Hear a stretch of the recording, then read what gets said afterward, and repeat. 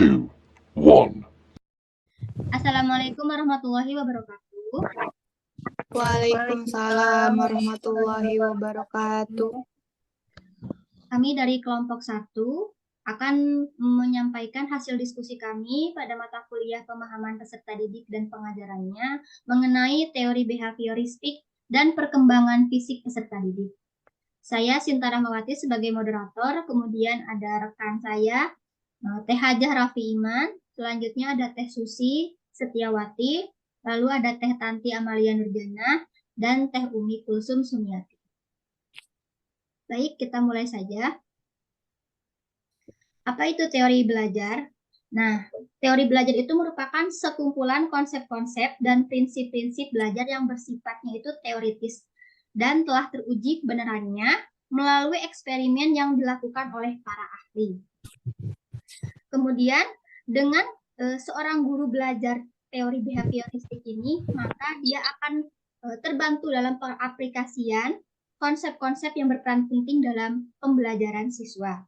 Sebagai contoh, ketika guru akan menentukan rencana pembelajaran yang disesuaikan dengan karakteristik siswa di kelas, kemudian ketika guru akan memilih asesmen atau penilaian yang dilakukannya terhadap siswa. Selanjutnya, karena kelompok kami berfokus pada teori behavioristik, maka pengertian teori behavioristik itu adalah teori belajar yang berfokus pada perubahan perilaku peserta didik sebagai hasil dari proses pembelajaran. Nah, di sini teori belajar ini merupakan perubahan perilaku peserta didik disebabkan oleh adanya interaksi antara stimulus dan respon.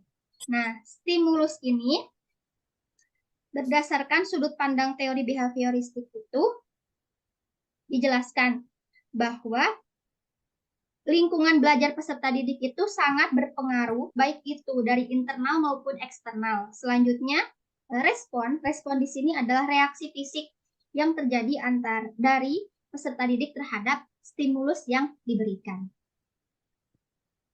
Selanjutnya, untuk ciri-ciri teori behavioristik akan disampaikan oleh Teh Tanti. Saya persilakan kepada Teh Tanti.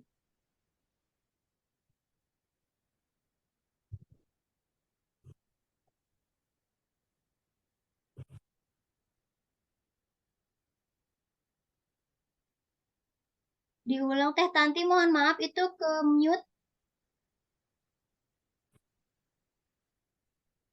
Mohon maaf. Izin melanjutkan materi tentang ciri-ciri teori belajar behavioristik. Yang pertama itu mementingkan pengaruh lingkungan. Yang kedua, mementingkan bagian-bagian atau elemen realistik. Yang ketiga, mementingkan peranan aksi.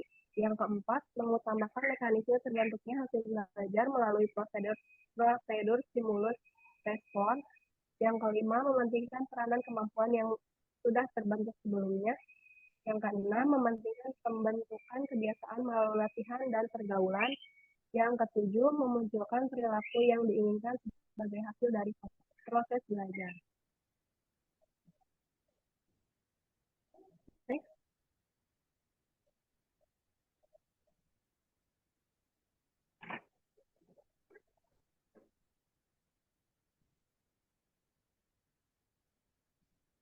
Lalu, teori belajar behavioristik tentu saja memiliki kelebihan. Di sini saya akan membacakan kelebihan teori belajar behavioristik. Yang pertama, teori behavioristik mampu menumbuhkan kebiasaan para guru untuk bersikap jeli dan peka terhadap situasi dan kondisi belajar. Yang kedua, teori behavioristik mampu membentuk suatu perilaku yang diinginkan dengan pengkondisian yang dilakukan. Yang ketiga, teori behavioristik mampu mengoptimalkan bakat dan kecerdasan peserta didik.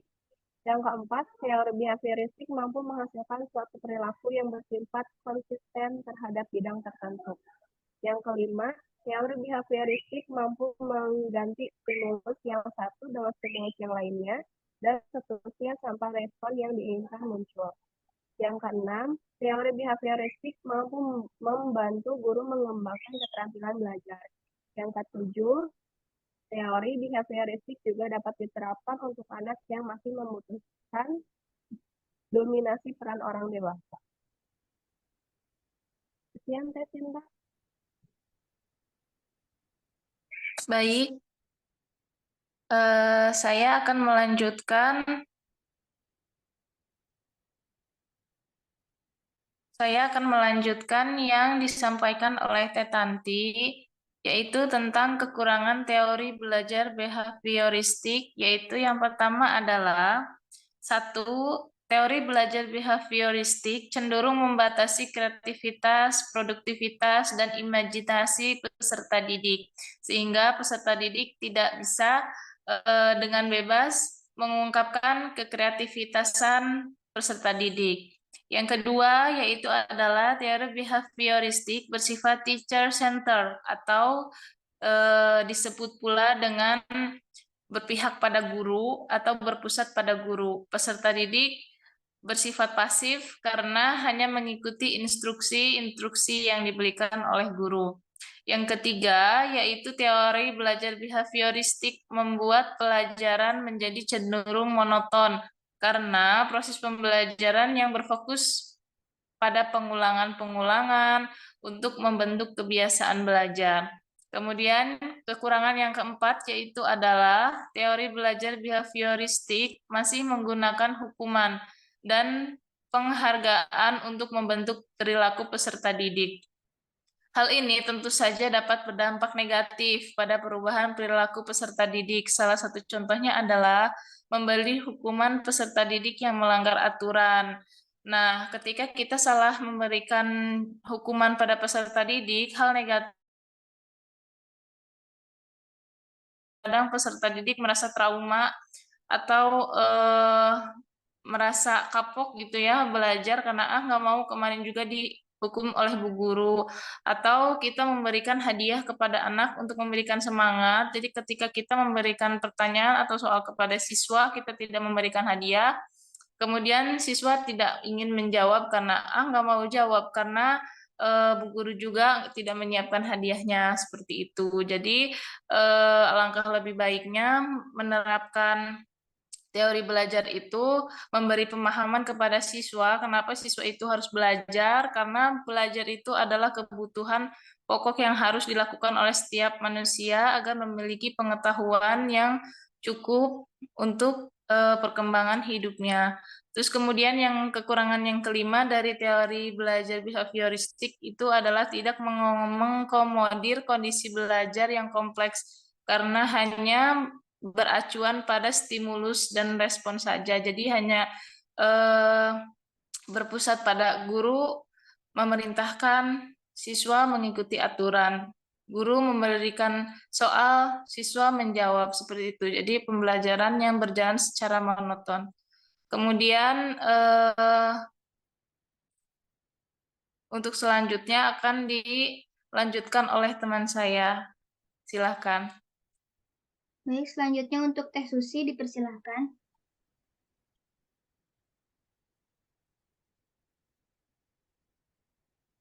Unmute dulu ya Teh.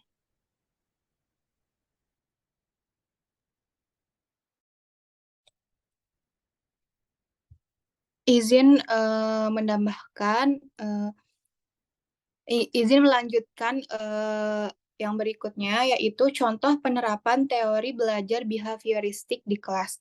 Yang pertama yaitu guru menyusun materi atau bahan ajar secara lengkap, mulai dari materi sederhana secara kompleks. Yang kedua, guru lebih cenderung mendominasi kegiatan pembelajaran dengan memberikan banyak instruksi selama mengajar. Yang ketiga, guru memberikan banyak pengulangan pembelajaran berupa latihan-latihan yang diberikan agar terbentuknya perilaku atau kebiasaan seperti yang diinginkan. Yang keempat, guru akan melakukan evaluasi berdasarkan perilaku yang terlihat. Yang terakhir yaitu guru dituntut memiliki kemampuan memberikan penguatan atau reinforcement baik dari sisi positif maupun negatif.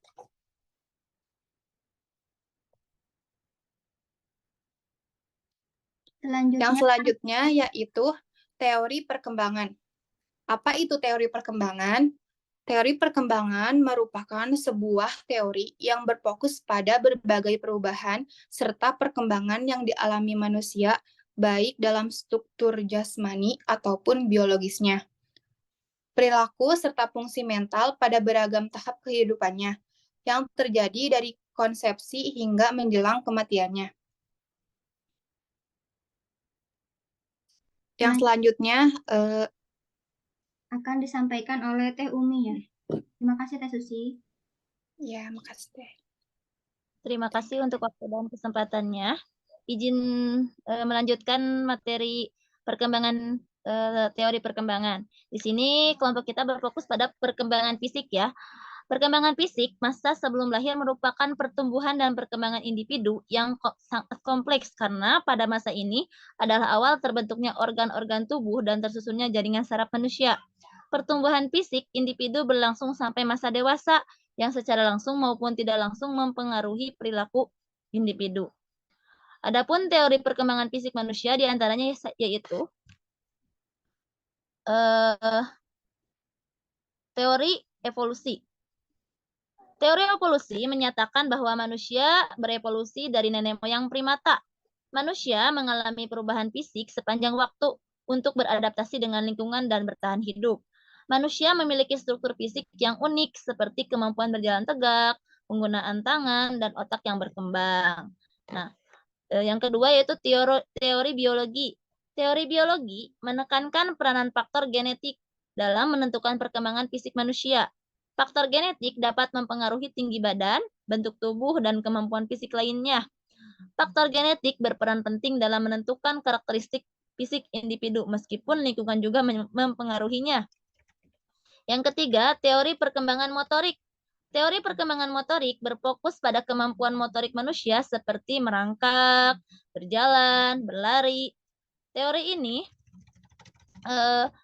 menyatakan bahwa manusia melewati serangkaian tahapan perkembangan motorik yang berurutan dan dapat diprediksi perkembangan motorik manusia melibatkan koordinasi otot, keseimbangan, dan pengembangan kemampuan motorik halus.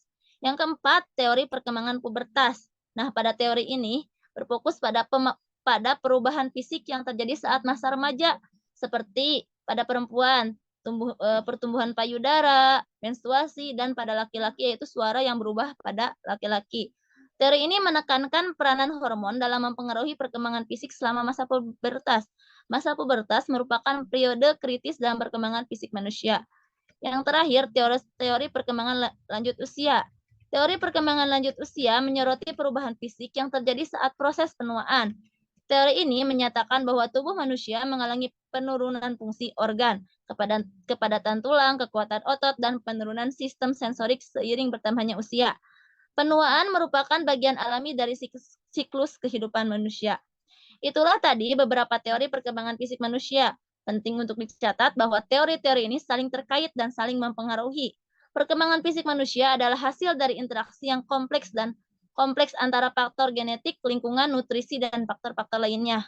Adapun aspek-aspek yang mencakup perkembangan fisik individu diantaranya yaitu satu, perkembangan fisik masa bayi. Kematangan fisik pada masa bayi terlebih dahulu pada bagian kepala dan berlanjut pada bagian tubuh lainnya. Seperti bayi baru lahir sudah mampu menggerakkan bibir, mata, kemudian mampu menggerakkan tangan dan kaki, serta mampu menggerakkan anggota tubuhnya ke kanan dan kiri.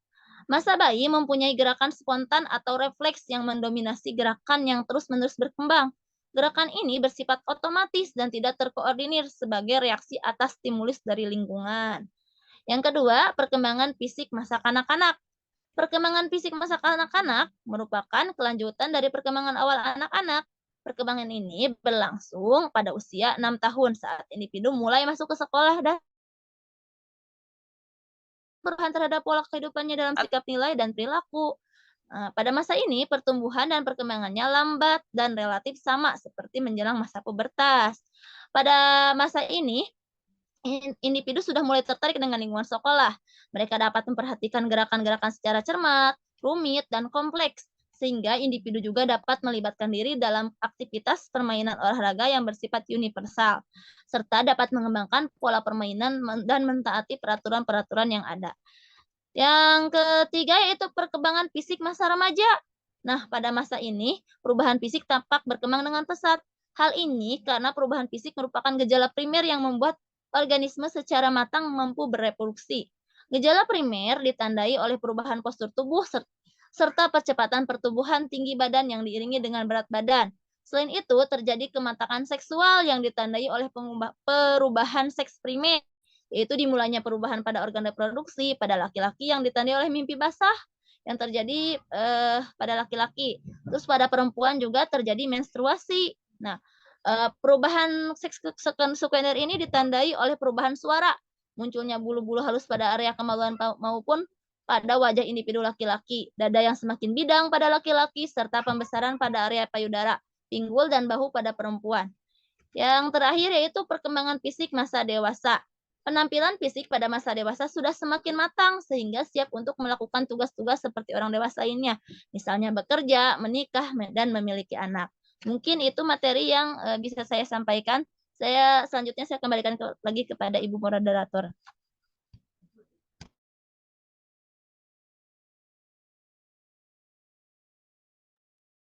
Terima kasih untuk Teh Umi telah menyampaikan pemaparannya.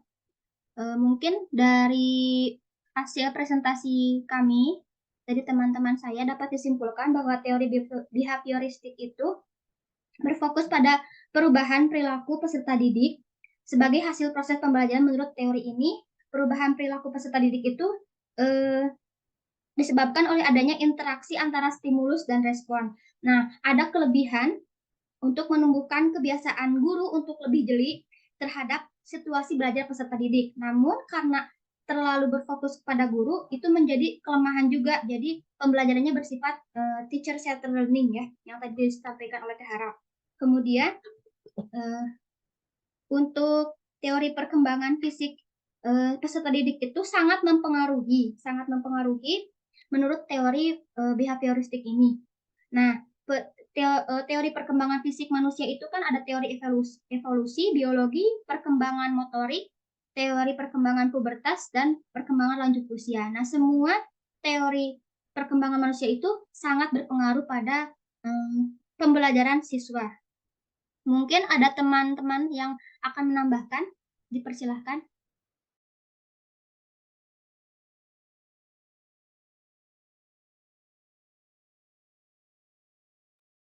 Cukup kayaknya, Teh.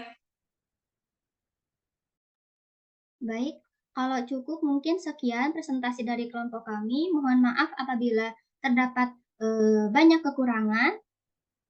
Saya tutup Zoom meeting pada hari ini. Wassalamualaikum warahmatullahi wabarakatuh. Waalaikumsalam warahmatullahi Waalaikumsalam warahmatullahi wabarakatuh. Terima kasih.